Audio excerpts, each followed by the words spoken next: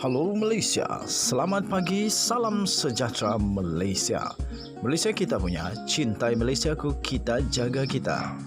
Sebelum kita mulakan berita hangat pada hari ini, untuk anda yang baru pertama kali, silalah untuk sudi tekan butang subscribe, like dan share. Sila juga tinggalkan komen anda kerana setiap komen anda amatlah dihargai. Berita hangat hari ini daripada channel ini, Denyut nadi suara rakyat bergema terus-menerus di dalam channel ini. Setiap hari kita membawakan berita-berita terbaru yang pastinya dinantikan oleh seluruh rakyat Malaysia. Kita akan mulakan berita kita. 1, 2, 3. Berita mula sekarang. Salam sejahtera Malaysia, berita terkini dipetik daripada malaysiakini.com. Bertarikh hari ini 20 Oktober 2022.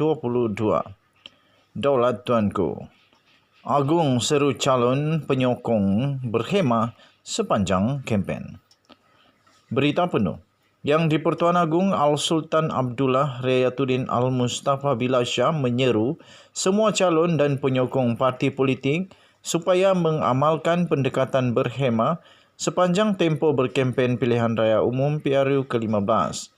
Bermula dari hari penamaan calon pada 5 November depan.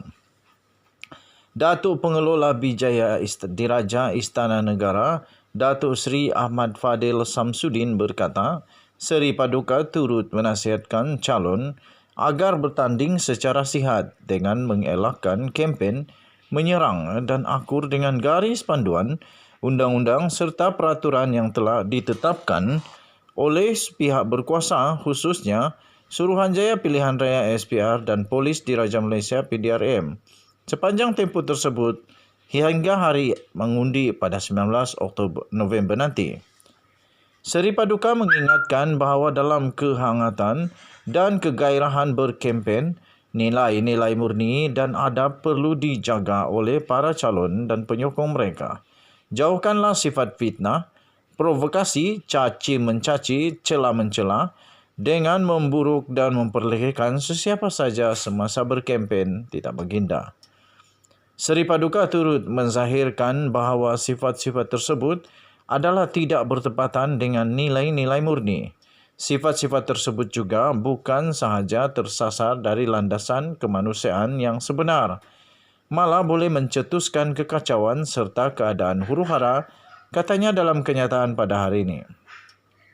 Ahmad Fadil berkata pada khidmat yang di-Pertuan Agong, kerjasama baik dari semua pihak amat penting di samping menghormati dan menjunjung tinggi institusi kehakiman negara serta sistem demokrasi berparlimen dan raja berperlembagaan dengan menjadikan kerjasama politik antara parti lebih harmoni. Datuk Pengelola Bijaya Diraja berkata Seri Paduka turut mengajak seluruh rakyat bersama mendoakan semoga perjalanan PR15 lancar dan selamat. Semoga rakyat dan negara sentiasa diberkati, dirahmati serta dilindungi daripada sebarang bentuk bencana dan musibah, katanya. Semalam Al-Sultan Abdullah berkenan menerima menghadap Pengarah Jabatan Keselamatan Dalam Negeri dan Ketenteraman Awam Bukit Aman, Datuk Seri Hazani Ghazali di Istana Negara.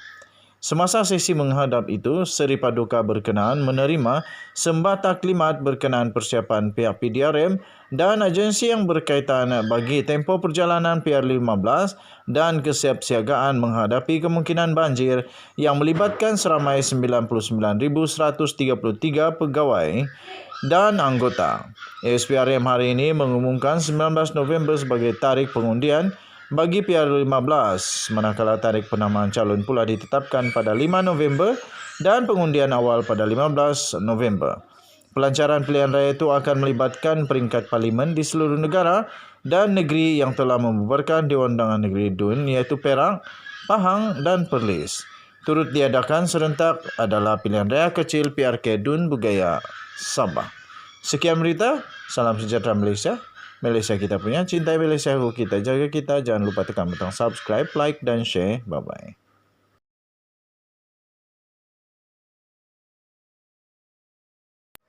Salam sejahtera Malaysia, selamat petang tuan-tuan dan puan-puan yang dihormati sekalian. Denyut nadi suara rakyat bergema di channel ini. Tuan-tuan dan puan yang dihormati sekalian, sekarang ini yang menjadi paling hangat diperkatakan di media sosial adalah tentang huha-huha, cakap-cakap di antara Presiden PAS, Tok Guru Hadi Awang. Saya boleh katakan beliau adalah tokoh agama Islam yang nombor 1 di Malaysia pada ketika ini, tuan-tuan dan puan-puan.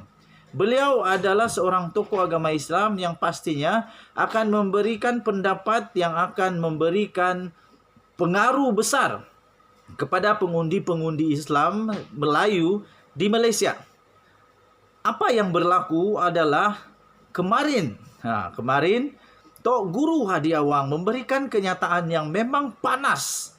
Dia memberikan penjelasan sebab kenapa dia tidak mahu, PAS tidak mahu bekerja sama dengan UMNO. Iaitu dia betul-betul menekankan, malah dia mengakui bahawa PAS tidak boleh bekerja sama dengan UMNO kerana di dalam UMNO masih keruh. Pemimpin-pemimpinnya tidak mau bertobat. Dan dia kata, pemimpin-pemimpin UMNO perasuah, terima rasuah. Ada pemimpin-pemimpin UMNO yang rakus kuasa. Ini pasti akan membuat banyak pengundi terkesan. Mana tidaknya? Siapa yang tidak akan terpengaruh dengan kata-kata ahli agama nombor 1 di Malaysia? Pada pendapat saya, tuan-tuan dan puan-puan, ini memang agak ditunggu oleh ramai musuh-musuh politik Zahid Hamidi, musuh-musuh politik UMNO. Kenyataan ini akan mengubah banyak perkara, terutama bagi mereka yang betul-betul percaya apa yang dinyatakan oleh Tok Guru Hadi Awang. Tetapi sangat sukar untuk tidak dapat percayai kerana beliau adalah seorang tokoh agama. Dan takkanlah seorang tokoh agama mau buat-buat cerita yang pelik-pelik, tak betul pula, betul tak? Dan apa yang terjadi hari ini, Zahid Hamidi mengeluarkan satu kenyataan bahawa dia kecewa, dan dia juga mengeluarkan kenyataan yang bagi saya, pendapat saya baca artikel itu berbaur satu peringatan, dan mungkin ada juga ugutan lembut.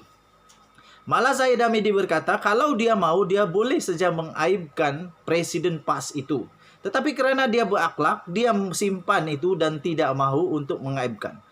Tetapi pada pendapat saya, bukan ini jawapan yang betul daripada Zahid Hamidi. Jawapan yang betul yang patut dilakukan oleh Zahid Hamidi adalah menafikan perkara itu. Zahid Hamidi kena nafikan bahawa di dalam UMNO pemimpinnya rakus kuasa. Zahid Hamidi kena nafikan bahawa di dalam UMNO pemimpinnya penerima rasuah. Zahid Hamidi kena nafikan kata-kata Tok Guru Hadi Awang bahawa pemimpin UMNO tidak bertaubat. Itu yang Zahid Hamidi perlu nafikan. Bukan dia perlu untuk lawan balik Tok Guru Hadi Awang dengan ugutan bahawa dia boleh juga mengaibkan. Tak ada kesudahan, tak semua ini. Tetapi Zahid Hamidi sekarang berada di kasut. Di situasi yang amat berat. Dia perlu perjelaskan kepada 3 juta ahli UMNO. Pertama. Kedua, dia perlu perjelaskan kepada 30 juta rakyat Malaysia bahawa perkara yang disebut oleh Tok Guru Hadi Awang, ahli agama Islam dan juga penegak bangsa Melayu di Malaysia nombor 1. Dia perlu menafikan itu. Bukan dengan cara mengugut semula. Bukan untuk mengugut semula. Tapi dia perlu nafikan. Perkara yang memang tidak dijangka oleh seluruh Malaysia apabila Zahid Hamidi dalam ucapannya di dalam pertemuan yang besar di MIC itu, direkam pula di video. Lepas itu menjadi tular seluruh Malaysia. Malah bukan Malaysia saja, seluruh dunia. Dan dia nafikan bahawa dia kata ucapannya itu dispin oleh musuh-musuh. Macam mana mau spin? Sudah jelas-jelas dia kata, kalau kita kalah, kita akan, begitulah, apalah. Dan dia sebut juga nama-nama. Beraninya dia sebut nama-nama tuh. Maksudnya betullah bahwa nama-nama itu berisiko untuk dihadapkan di pendakwaan. Tidak akan didakwa di Malaysia ini. Malaysia kita ada undang-undang perlembagaan, kita ada kedaulatan undang-undang yang betul. Tak akan dihadapkan ke mahkamah kalau tiada apa-apa masalah. Malaysia bukan negara hutan, bukan. Kita bukan haiwan, kita bertamadun. Orang hanya bawa perkara yang perlu di mahkamah. Tak akan ada manusia di dunia ini, terutama di Malaysia secara spesifik, tak akan ada orang di Malaysia ini dengan sembarangan, tak ada apa-apa hal bawa orang pergi mahkamah, dakwa di mahkamah. Kecuali ada angin bertiup, sehingga pokok bergoyang. Istri saya kata, tak akan pokok bergoyang kalau tak ada angin. Zahid Hamidi kenapa takut? Kala PRU, kalau tiada kesalahan. Kecuali memang ada kesalahan yang boleh didakwa. Jadi tuan-tuan dan puan-puan yang dihormati sekalian, saya terus terang, kedua-dua parti UMNO dan parti PAS, saya tidak undi. Kenapa? Kenapa? Sebab belum tahu lagi ada bertanding atau tidak di tempat saya. Kalau ada, terpulang kepada saya lah, mau undi siapa? PAS kah? UMNO kah? Atau apa-apa? Tetapi yang pasti, tuan-tuan dan puan, tidak dapat dinafikan sama sekali bahwa kenyataan daripada Tok Guru Hadi Awang ini akan mempengaruhi undi Melayu Muslim, Melayu Islam di Malaysia. Ini betul-betul panas. Jadi, Zahid Hamidi kena nafikan perkara itu. Jangan ugut balik, nafikan. Nafikan bahwa di dalam UMNO tidak ada itu. Tapi macam mana mau nafi? Benda tu memang sudah ada, cuma seorang sudah masuk penjara lah. Banduan Najib Razak sudah dipenjara 12 tahun, 210 juta. Paling best lagi bonus, buy one free one. Suami masuk penjara, istri pun masuk penjara. Terbaik. Belum lagi banduan, bakal banduan. Rosma Mansur, lagi parah.